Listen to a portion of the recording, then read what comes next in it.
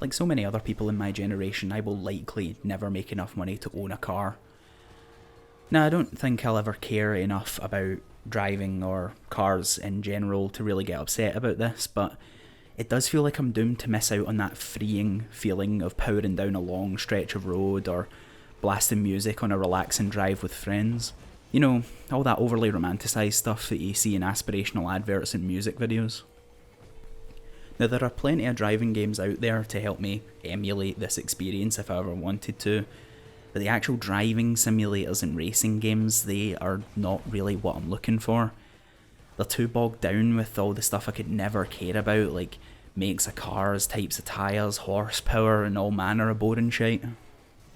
The Gran Turismos and Drive Clubs of the world are the game equivalents of Paul Greengrass films, functional, realistic, and cold. Realism is overrated. If you just go around a track a lot, never bumping into anything, never wrecking your car or throwing a cartoon shell at somebody, then I'm afraid that's just not the experience I want. I want something like this. Burnout Paradise. What a weird idea. All the usual crashes and chaos of a Burnout game, but set in an open world inhabited by seemingly sentient driverless cars. I know Revenge is even better for just sheer concentrated lunacy, but Paradise really clicked with me for how slick it could feel. Smoothly cutting a line through the city when you get good enough to weave in and out of all the shortcuts, chasing and taking down new cars and adding them to your collection like a mad motorised hunter. The sheer sensation of speed that so many of those sluggish sims lack. It just feels great to play, and there's nothing else out there quite like it.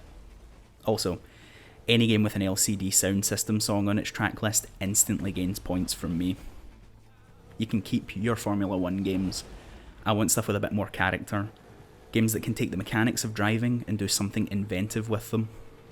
Recently, I've played two newer driving games that do just that. Absolute Drift Zen Edition and Distance.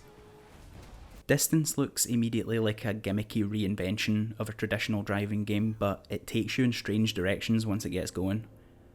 The adventure mode introduces you to everything it's trying to do gradually in a natural feeling way.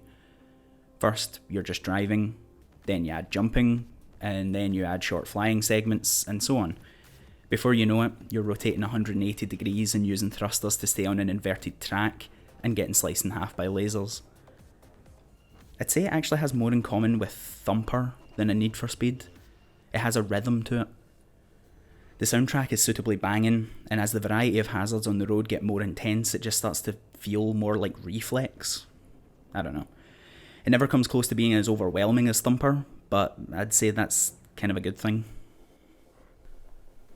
It's also still in early access, so who knows how much more will be added over time.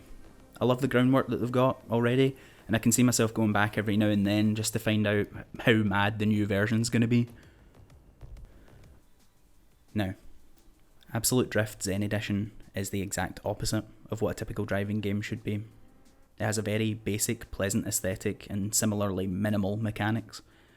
It's simple, you just have to perfect the act of drifting. Drifting around objects, drifting around tracks, drifting in a target area. But there's no drift button. It's not like Mario Kart where, with the tap of a shoulder button, you segue into a smooth, effortless motion through turns. In Absolute Drift, you have to perform a series of tiny tweaks and movements. A feather touch of the handbrake, a small deceleration here, a gentle turn of the wheel there.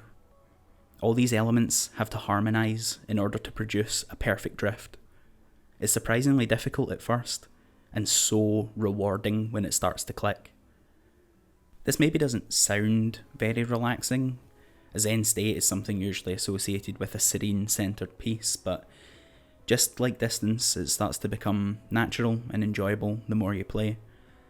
There's no punishment for not performing well anyway, so slow, experimental play gives way to a focused but far from tense experience. So until I get another Burnout Paradise, I'm happy to make do with games like these. Driving games can be so much more than the Top Gear types would want you to believe, and rarely have to involve competitive racing or the creepy fetishization of wheel detail at all. They can be freeing, frantic, fantastical. Driving doesn't have to be serious and boring.